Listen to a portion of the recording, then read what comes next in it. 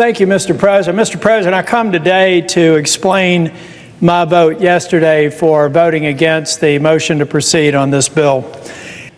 And what I found is the best case scenario is about a $26 billion cut. Now, we've got a delay, so it may be 2 years, it may be 1 year. All it does is make that $26 billion happen in year 1 or year 12, but the impact is the same, Mr. President, and it's indisputable. Now, when I actually presented this report that you can find on my website, what's wrong with actually understanding what this bill does?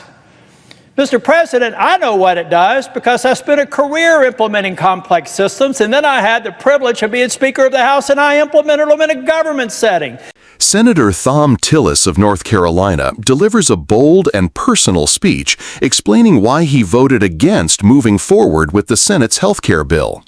Citing a projected $26 billion Medicaid shortfall for his state, Tillis warns the bill will break promises made to vulnerable Americans and push hundreds of thousands off coverage.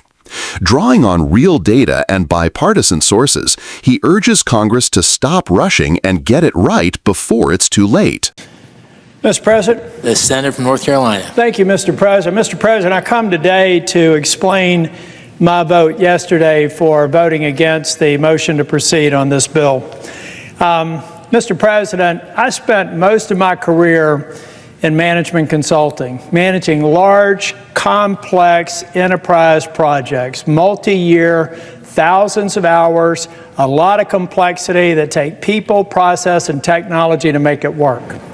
I learned a lot in that career, and I was able to go to the legislature and take that mindset as a member of the minority for 2 terms, and then we got a majority in 2010. And I found myself being the Speaker of the House. Mr. President, we were in the middle of the financial crisis. When I got sworn in January of 2011, North Carolina had a $2 billion shortfall on a $20 billion general revenue fund. And I had 6 months to balance that budget. Well, Mr. President, we did something that had not been done in North Carolina. We took the time to understand every aspect and every dollar that was being spent in government. We determined how to cut government in a way that was sustainable. We cut 12% from the university system budget. Not the rate of growth, but the actual spending. And I had some people say that it was going to be disruptive and the University of North Carolina would never be the same again. But Mr. President, we did it in a way that was instructed by the operations of the university system. And we did it in a way in concert with the chancellors. And you know what happened, Mr. President? We actually balanced the budget. We did do those cuts. And the last time I checked, the North Carolina university system is still considered one of the greatest systems in the United States of America. Why do I use that example? Because the Medicaid proposal in this bill bears no resemblance to that kind of discipline and due diligence. It has no insights into how these provider tax cuts are going to be absorbed without harming people on Medicare. And even worse, most of my colleagues do not even understand on either side of the aisle the interplay of state-directed payments and the devastating consequences of the funding flows that are going to be before us. Mr. President, here's how I figured out the impact in North Carolina. I used to be Speaker of the House, and I like the Speaker and have good relationship with the Speaker and the President Pro Tem, so I called them up. And I had my staff ask them if they would do an economic impact assessment on what this proposed bill would do to the Medicaid program in North Carolina. But I didn't want just the view of the Republican partisan staff that reports to the Speaker and the President Pro Tem on how they're going to absorb this bill. I decided to go to Josh Stein, the governor, and I went to his Democrat staff for Medicaid.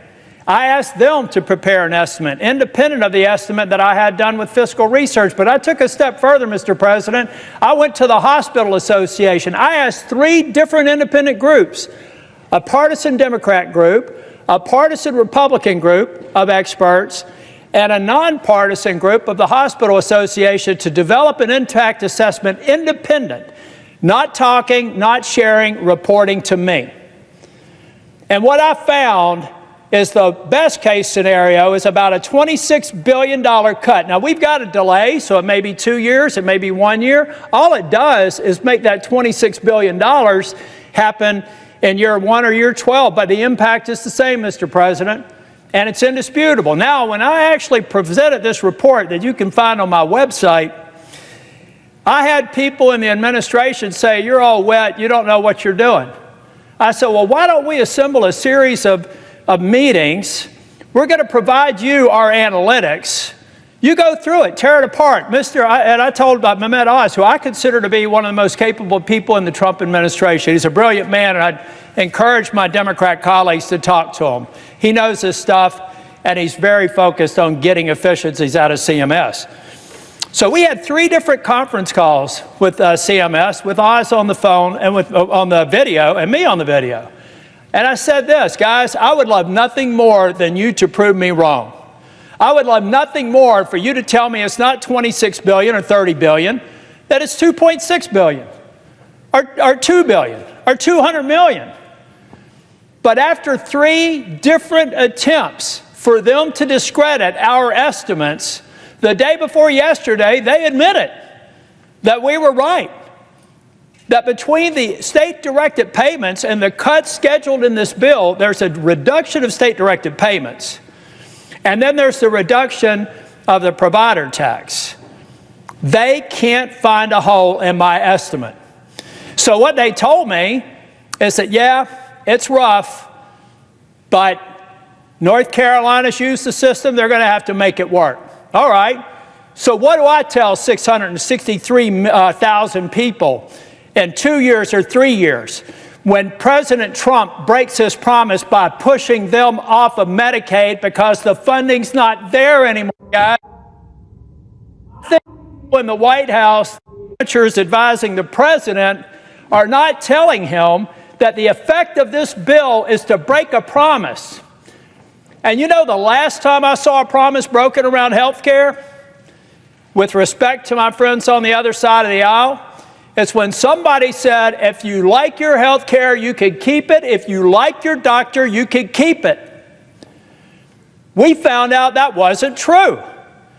That made me the second Republican Speaker of the House since the Civil War, ladies and gentlemen, because we betrayed the promise to the American people. 2 years later, 3 years later, it actually made me a U.S. Senator because in 2010, it had just been proposed. And just anticipation of what was going to happen was enough to have a sea change election that swept Republicans into the majority for the second time in 100 years. Now, Republicans are about to make a mistake on health care and betraying a promise. It is inescapable that this bill in its current form will betray the very promise that Donald J. Trump made in the Oval Office or in the cabinet room when I was there with finance, where he said we can go after waste, fraud, and abuse on any programs.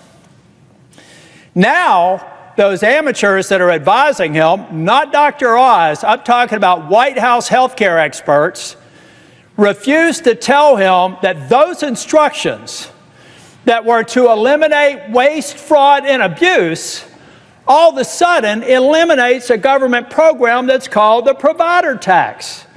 We have morphed a legal construct that admittedly has been abused and should be eliminated into waste, fraud, and abuse. Money laundering. Read the code. Look at how long it's been there. I was Speaker of the House. I refused to do it. When I left North Carolina, I said, we're not going to do a provider tax. I left it at 2.5%. Now it's 6%. Mistake on the part of the leadership. And frankly, I know my friends are probably going to think I'm a little bit crazy here, but I actually passed a law that made it illegal to expand Medicaid. Why did I do that? Because I was convinced someday we would be here. And I would have rather found a way to get more people on Medicaid at the standard FMAP than having this 90-10 match and watching it disappear and taking away desperately needed health care. So, Mr. President, over the course of the evening, I may look for an opportunity to speak again. But I'm telling the President that you have been misinformed. You supporting the Senate mark will hurt people who are eligible and qualified for Medicaid. I love the work requirement. I love the other reforms in this bill. They are necessary, and I appreciate the leadership of the House for putting it in there. In fact, I like the work of the House so much that I wouldn't be having to do this speech if we simply started with the House mark. I've talked with my colleagues in North Carolina. I know that we can do that, and I believe that we can make sure that we do not break the promise of Donald J. Trump that he's made to the people who are on Medicaid today, Mr. President. But what we're doing, because we've got a view on an artificial deadline on July 4th that means nothing but another date and time, we could take the time to get this right if we lay down the House mark of the Medicaid bill and fix it. And I know that my friend and colleague from New Hampshire, I jumped in front of her, so I'm only going to take another minute or two. But, Mr. President, we owe it to the states to do the work to understand how these proposals affect them. How hard is that? I did it. How hard is it? How hard is it to sit down and ask the Medicaid office, ask the legislative staff, ask the Independent Hospital Association what the impact is? If there's no negative impact, what's wrong with daylight? What's wrong with actually understanding what this bill does? Mr. President, I know what it does because I spent a career implementing complex systems, and then I had the privilege of being Speaker of the House, and I implemented them in a government setting. And since I've been here, I've focused on bills and watched their implementation from the cradle until they're fully implemented. Mr. President, we owe it to the American people, and I owe it to the people of North Carolina to withhold my affirmative vote until it's demonstrated to me that we've done our homework. We're going to make sure that we fulfill the promise, and then I can feel good about a bill that I'm willing to vote for. But until that time, I will be withholding my vote. Thank you, Mr. President.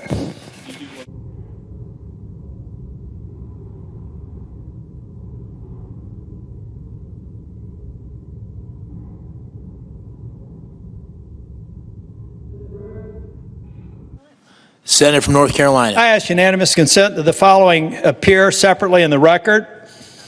Without objection. I ask unanimous consent that the Senate proceed to executive session to consider the following nominations in block, calendar 198 through 249, with the exception of calendar 241, and all nominations on the Secretary's desk with the exception of PM 89. That the nominations be confirmed en bloc, the motions to reconsider be considered, made, and laid upon the table with no intervening action or debate. That no further motions be in order to any of the nominations, that the President be immediately notified of the Senate's action, and the Senate then resume legislative session. Without objection. Thank you, Mr. President. Mr. President, I also ask just for indulgence for one more minute. I ask unanimous consent that this also the following appear separately in the record. Without objection. This is really easy, Mr. President. Yesterday was my 38th wedding anniversary. I've convinced Susan Tillis to stay married to me for 38 years. I wish I was going to be with her and a couple of dozen family members down at the beach, but I'm doing my work here and I'm going to stay until it's done. I also want to wish my grandson that they're celebrating his second birthday today down there at that same beach house. God bless my family. I love you.